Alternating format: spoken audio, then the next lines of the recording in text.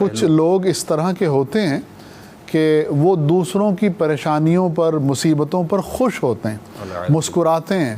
تو یہ ایک باطنی بیماری ہے جس کو شریعت کی ٹرمینالوجی میں شماتت کہتے ہیں، کہ کسی دوسرے کی مصیبت پر خوش ہونا. اور قرآن و حدیث میں اس کے بارے میں باقاعدہ تعلیمات موجود ہیں. کسی کی پریشانی پر مصیبت پر خوش نہیں ہونا چاہیے.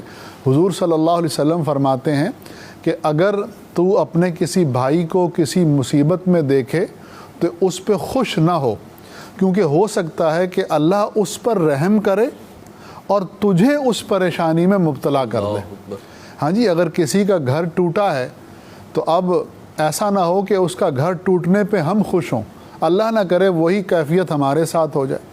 اگر کسی شخص کے بارے میں آپ کی رائے اچھی نہیں ہے اور اس کا بزنس تباہ ہو گیا تو اب اس مسلمان کے بزنس تباہ ہونے پہ خوش نہ ہو کہ اللہ نہ کرے کہ وہ تباہی آپ کی طرف بھی آ جائے. کسی کا جوان سال بیٹا مر گیا اور آپ اس پہ خوش ہو رہے ہیں تو اللہ سے ڈریں کہیں ایسا نہ ہو کہ موت آپ کے بھی گھر کا رخ کر لے. واجد بھائی، میں نے آپ کنٹینیو کیجئے گا، ایک بات ایڈ کر دوں. میں نے اپنی آنکھوں سے لوگوں کو دیکھا ہے، جو بات آپ بیان کر رہے ہیں نا، یعنی انہوں نے کسی اور پہ ٹونٹنگ کری، کسی کا مذاق اڑایا، تمسخر اڑایا، اور وقت کا پہیہ گھوما اور پھر وہ اس کی روندن میں آ گئے اور وہی سیم کنڈیشن ان کی ہو گئی. تو اب انہیں احساس ہوا کہ یہ تکلیف ہے کیا، اور یہ جب ہوتی ہے تو بندے کی کیفیت کیا ہوتی ہے. اور جب اپنا دل ٹوٹا نا تو پتہ چلا کہ کسی کے دل کے ٹکڑے کرنے میں کتنی تکلیف میں مبتلا، پھر وہ معافی مانگنے گئے.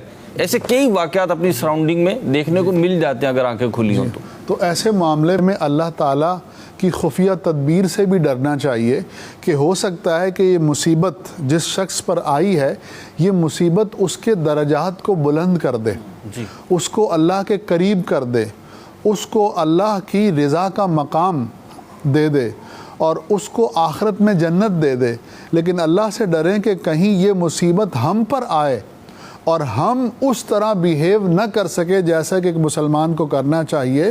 تو یہ مصیبت اور آزمائش اگر ہم پر آئے تو اپنے کمزور ایمان کی وجہ سے اللہ نہ کرے کہ ہم اپنے ایمان سے ہی محروم ہو جائیں، اللہ کی تقدیر پر، اس کی ذات پر، اس کے افعال پر، اس کی حکمتوں پر اعتراض کرنا شروع کر دیں اور ایمان سے فارغ ہو جائیں. تو یہ شماتت ایک باطنی مرض ہے اور اللہ تعالیٰ ہر مسلمان کو اس مرض سے محفوظ فرمائے.